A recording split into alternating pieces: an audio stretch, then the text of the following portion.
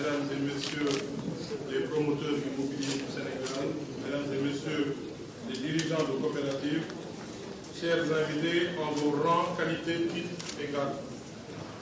Je voudrais, à l'entame de mon propos, saluer la présence des partenaires que vous êtes à cette cérémonie de lancement de la campagne d'inscription au projet 100 000 logements.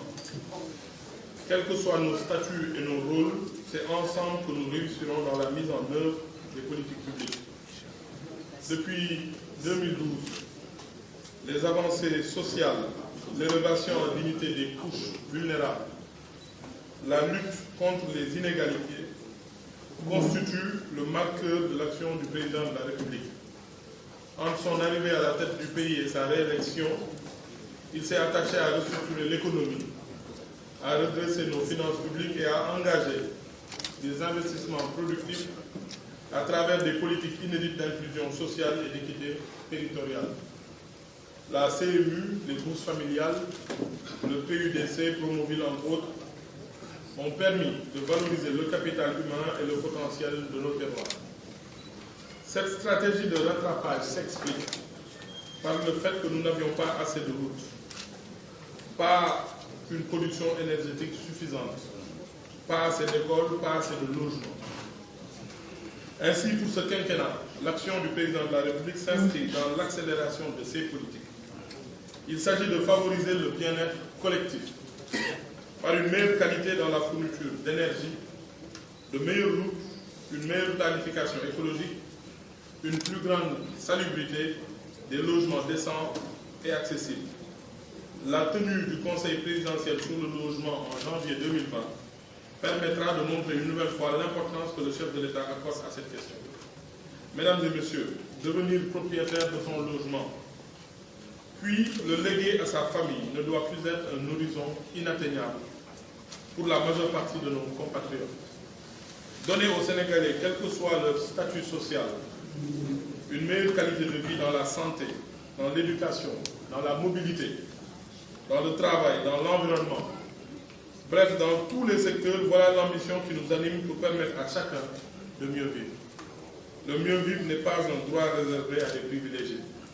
Certes, nous n'avons pas les mêmes chances dans la vie, nous ne sommes pas égaux dans la richesse, nous n'avons pas les mêmes patrimoines. Mais le mieux vivre est une politique de justice et d'équité sociale pour donner à chacun d'entre nous un meilleur cadre de vie. Le niveau de revenu de bon nombre de nos compatriotes n'est pas la cause des dysfonctionnements notés dans leur parcours pour accéder à un logement décent, à un tarif soutenable pour leur budget.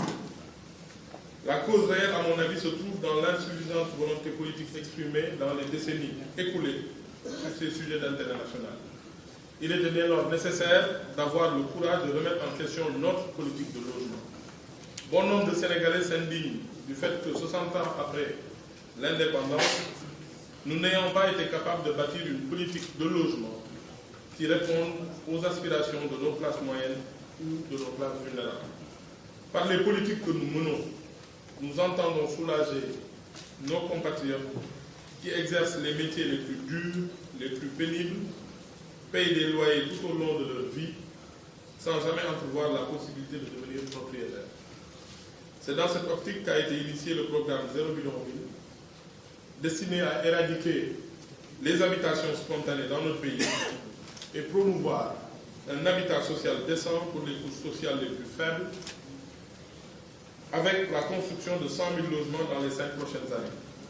Dans un souci d'équité territoriale, le projet sera réalisé à 60% sur l'axe Dakar-Thiès-Mbour et 40% dans toutes les villes du Sénégal de plus de 10 000 habitants dans le reste du pays. Les assiettes foncières mises à disposition seront destinées aux logements sociaux à 50%, à des logements destinés aussi à la diaspora pour 20% et aux autres Sénégalais ayant des revenus plus élevés pour 30%. Il me faut préciser que l'approche retenue n'est pas de recourir à la commande publique. Nous procédons plutôt à travers une stratégie d'accompagnement à la baisse des coûts de production et à rendre solvables les demandeurs. Les ménages à revenus faibles ou irréguliers pourront ainsi acquérir une villa ou un appartement en location-vente à un prix compris entre 10 et 12 millions, payable sur 15 à 25 ans. Ils seront alors en mesure d'accéder à la propriété en s'acquittant d'un loyer compris entre 60 000 et 100 000 francs par mois. La plateforme que nous lançons aujourd'hui est un outil d'analyse et de cartographie de la demande en logement dans notre pays. Les données recueillies nous permettront de prendre en compte la spécificité de chaque demandeur. À partir de cet outil, nous connaîtrons l'origine du demandeur, son revenu, sa situation matrimoniale, la taille de sa famille et le département où il souhaite acquérir un logement. Tous les mois, nous ferons le point sur les inscrits pour donner la situation réelle de la demande de logement au Sénégal.